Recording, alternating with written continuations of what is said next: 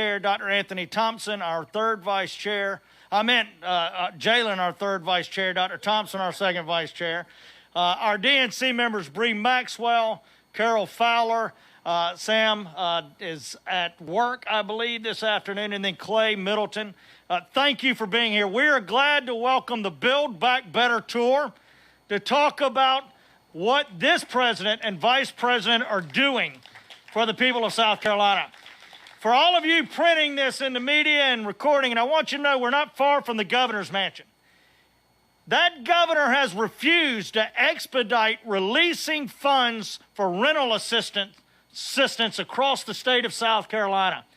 Now, that's not for people who can't necessarily afford to pay their rent, but think about the small businesses and the people who own that property that are going to be jeopardized because this governor refuses to ask the Department of Administration to expedite this process.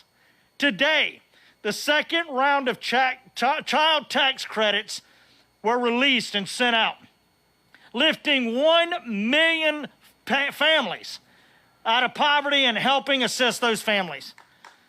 The fact is that we're going to have $6 billion over a span of 20 years to replace the system that brings water to our houses, to our businesses, to our houses of worship. And this governor and the Republicans in this state and this country don't think that's important. But President Biden, Vice President Harris, and the Democratic National Committee and the South Carolina Democratic Party think it is. And that's why we're here. We're glad to have the Build Back Better tour stop in this state to remind the governor and the Republicans that control it all that we have a plan to make our state better and lead our country into the next generation. And so with that, it's my honor to introduce Gary Votor, a candidate for governor in South Carolina. Gary?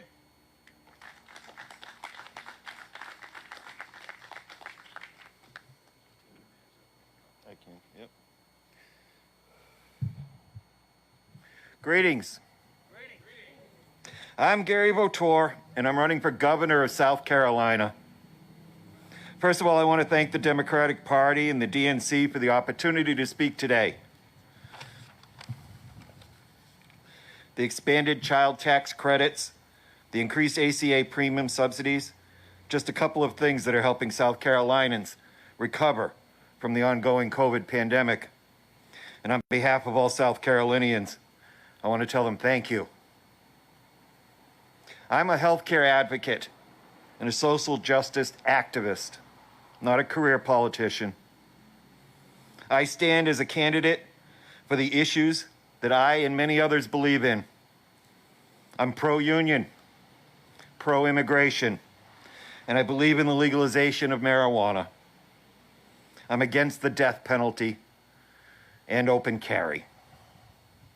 I unequivocally support a living wage of at least $15 an hour, equal rights for all South Carolinians, and I stand firmly for a woman's right to make personal health care decisions about things like abortion in privacy and without interference from anyone. I also have a plan to not only expand Medicaid to cover several 100,000 people in our state who can't afford health insurance, and that plan will actually lower the cost of health insurance for everybody.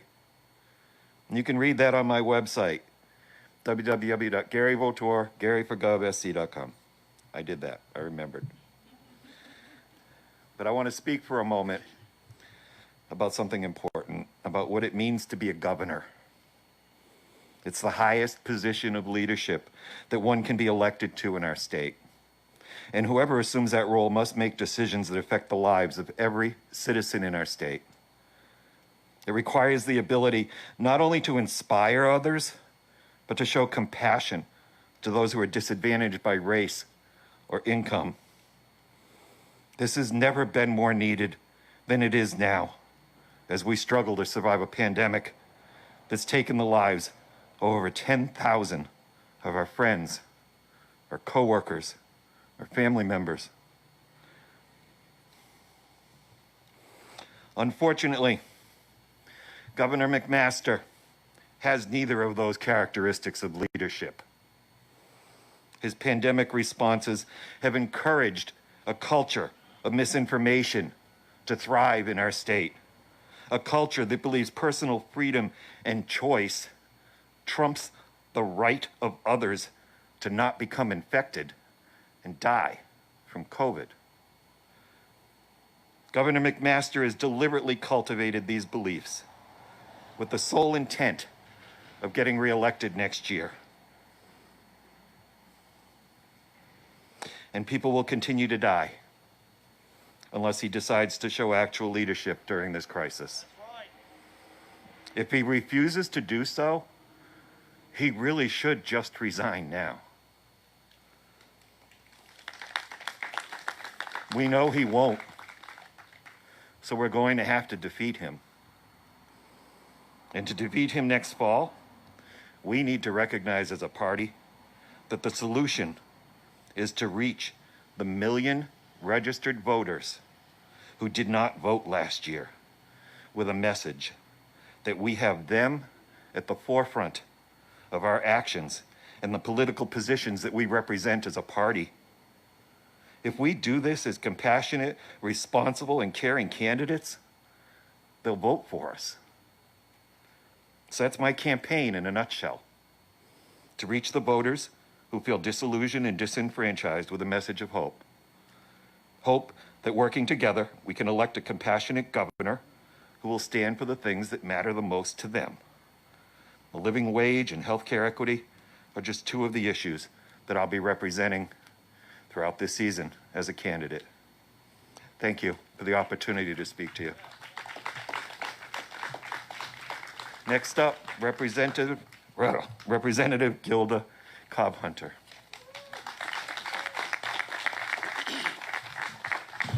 Oh, thanks so much, Gary. Hey, y'all, how's everybody? It's hot out here. I don't have a whole lot to say. I want to thank Chairman Harrison and the members of the DNC for bringing the Build Back Better tour to South Carolina. And I know we are going to have conversations about voter registration, but let me tell you what I think is real important is voter education. And what we need to be making sure of in this state and around the country is that we are talking to people about why they need to register and vote. And the whole message is already before us with the Build Back Better.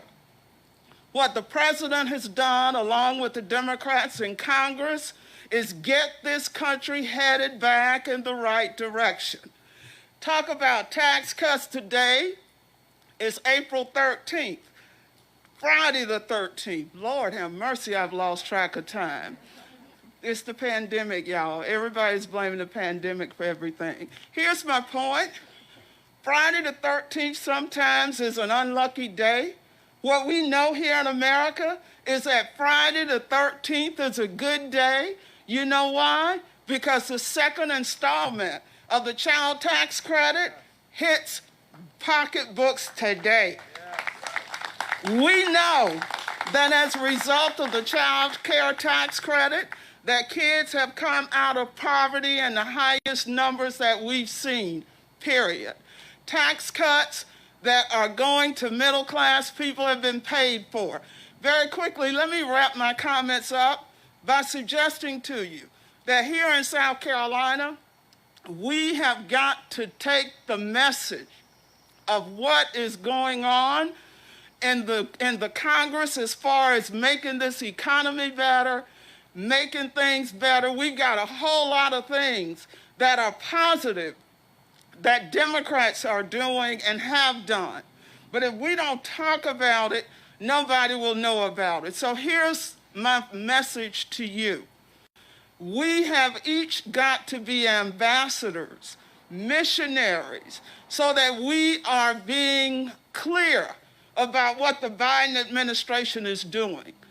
We need to do a better job, in my view, of showing what has happened, because that way we can give people a reason to want to register and a reason to want to go out and vote. So let this not be the end of the message about building back better. For those of us who are blessed and highly favored enough to serve in the South Carolina legislature, we got some work to do.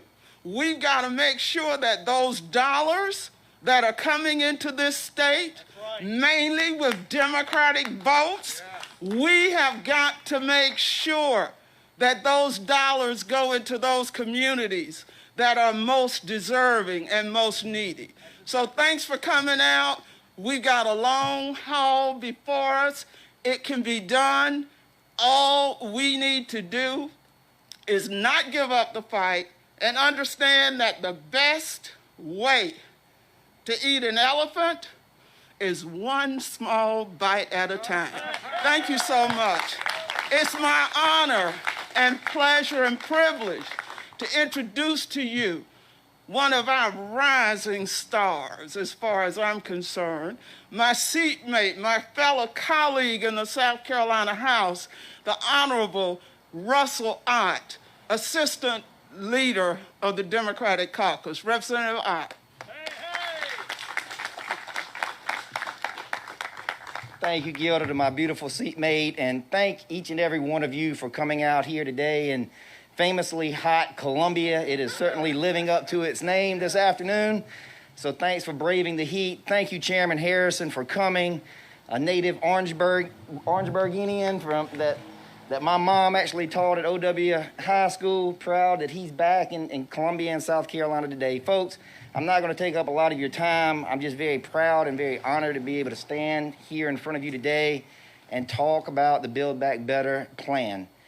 The bottom line is, folks, Democrats have good ideas too. You know, it's, in South Carolina, you don't always get to hear about it a lot.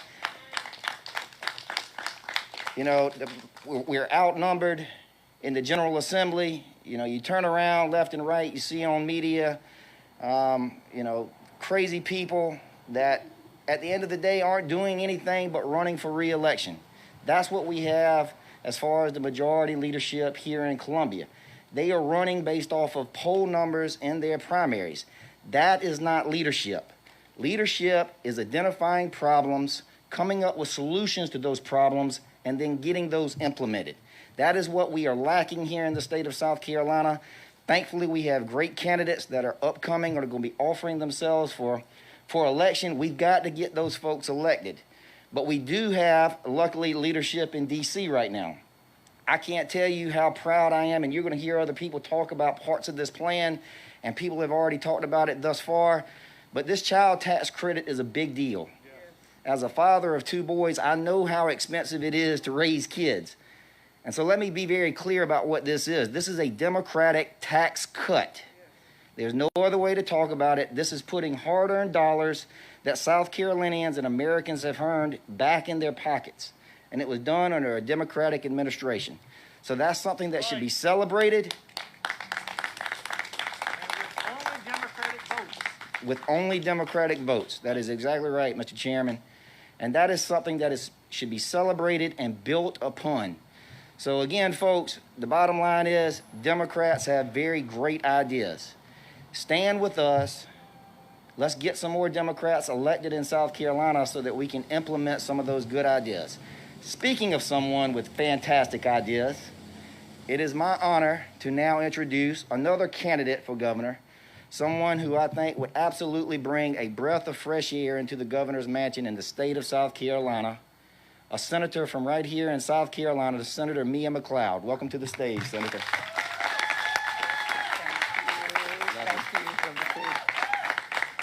Hello, everybody. Ooh, it is hot out here. I will not be long. It's so good to see all of you out here today. And we've got our share of challenges, yes.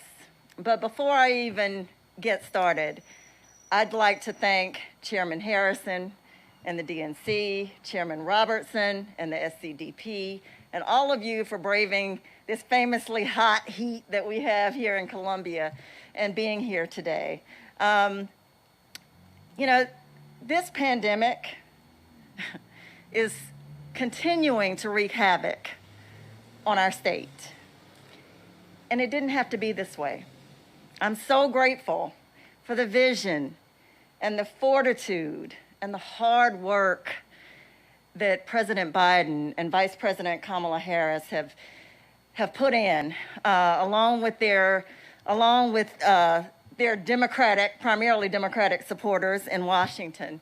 What I will say is that if we had a governor in South Carolina who cared about the people of this state, we wouldn't be here. We wouldn't be back to this. As most of you know, I have a pre-existing condition. I have sickle cell anemia. And I've been fully vaccinated. So I was so grateful for that and looking forward to better days when we didn't need these as much anymore. We had a little reprieve, but here we are, right back where we started, and now it's getting even worse. I represent Richland and Kershaw counties in the Senate. And just yesterday or the day before, the numbers of kids, our babies, who have been forced back to school without any protections, the numbers are staggering, and they're only going to get worse. The American Rescue Plan is sending so much money to this state. As a matter of fact, I recently wrote a letter to the governor and the Department of Administration's Director, Marcia Adams, to ask why. Why won't you just request the over $435 million that's slated to come to this state to help us recover, as we are still being just pounded by this pandemic? All he has to do, all his administration has to do, is request the money. So far, only 17, I believe, of our smaller cities and towns have received a dime of that money. And that's only because they have 50,000 or more people in those cities and towns. The rest of them have to wait. They have to wait for a governor who always lets his politics trump the people of this state. That has to change. I just hate that we got to wait until 2022. But I am in this race for those reasons and more. It's time for us to build back better. I'm looking forward to it. I need you. I need you with me in this fight. I can't do it by myself. We can't do it by ourselves. As hard as we work in the South Carolina General Assembly, there's so much more work to do. When I'm elected governor, you will have every dime of federal money that comes into this state so that we can build back better together. I will be a governor who has the courage to lead, the guts to govern, and the experience to hit the ground running on day one. Thank you so much for being here. Thank you for caring about the people of this state. Thank you for working with all of us to build South Carolina back better.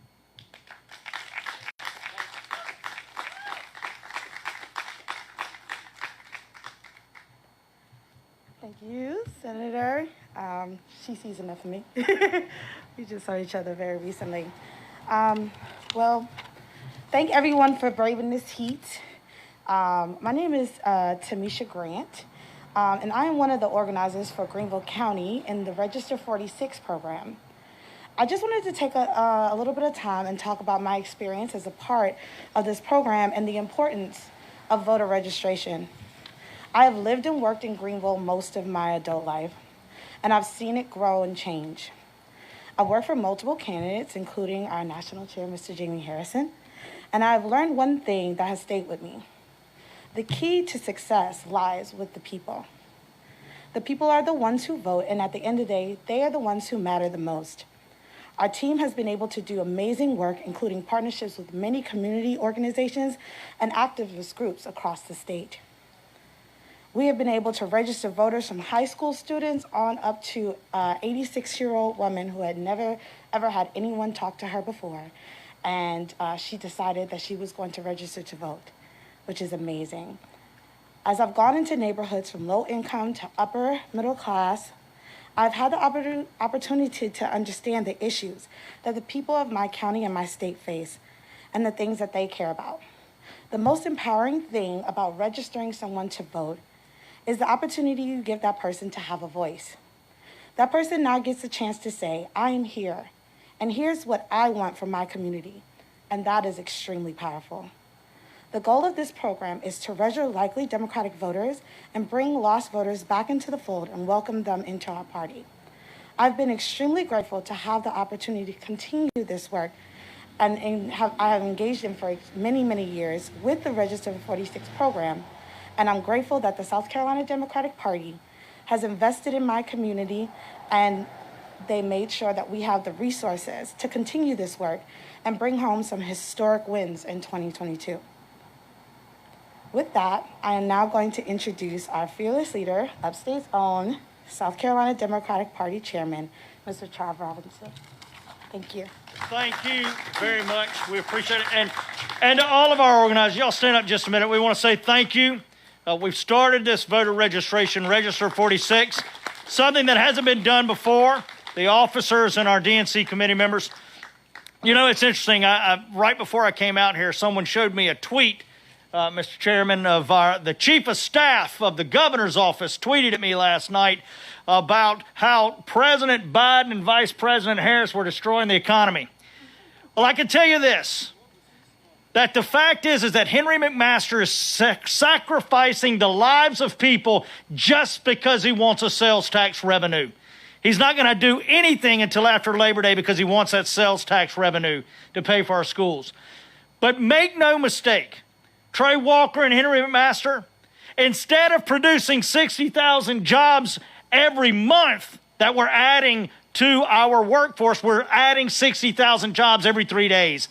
That sounds like the foundation of a strong economy, Trey Walker. It's not any thanks to you and Henry McMaster. But without any further ado, I want to take just a moment to introduce someone who really needs no introduction. Last year, we raised the attention level on this state. We took the fight to Republicans in every nook and cranny of South Carolina, and we did it with a positive message of moving our state and our country forward.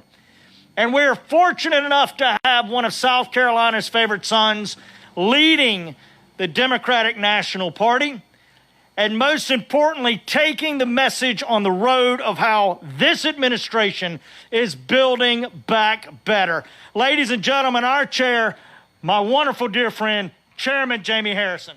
Our leader.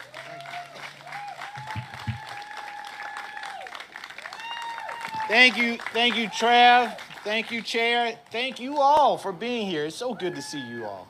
It is so good to see each and every one of you. And thank you all for being here today and braving this heat. You know, home sweet home. It is always good to be home and to be amongst family and friends. Folks, you know, since becoming DNC chair, I've been lucky enough to meet folks from all across this country. And with all the people I've met, I've noticed one thing in common. We've all got some hope. We all have hope again. We know that there's challenges still to come, but under the leadership of President Biden and the Democrats in Congress, we're seeing a new beginning in America. We have hope for a brighter future. Now, you all know that we're no strangers to hope here in South Carolina. It's in our state motto, while I breathe, I hope. And hope has always been an important part of my life. Growing up in Orangeburg, my family didn't have much. My mom and my grandparents worked hard to give me a good life. My mom worked at Starflow. My grandmother picked cotton in Orangeburg County and did domestic work. My grandfather laid asphalt all over the state, and I probably paved the roads that many of us drove up on. Life was not always easy. The fridge wasn't always full. We couldn't always keep the lights on, but we always had hope. Hope that tomorrow would be better. You know, hope is at the core of our democracy as well. Every vote is a profound expression of hope. Hope that change is possible. Hope that your voice matters. Hope that the person you're putting your faith in will deliver for you and your loved ones. And that sort of hope is a powerful thing. I felt it firsthand right here in South Carolina when I was running for the U.S. Senate. Folks were hoping to bring down South Carolina's big red wall. They were hoping for leaders that cared less about being politically relevant and more about delivering for them. 1.1 million South Carolinians put their hopes on our shoulders when they voted for Democrats last November. We came a little short, but we sent a clear message to the entire country. And that's not something I'm going to soon forget. My friends, that's why the right to vote is so sacred. That's why people like Congressman Jim Clyburn were ready to be beaten and bloodied for that right. When you take away someone's right to vote, you're trying to make them feel hopeless, powerless.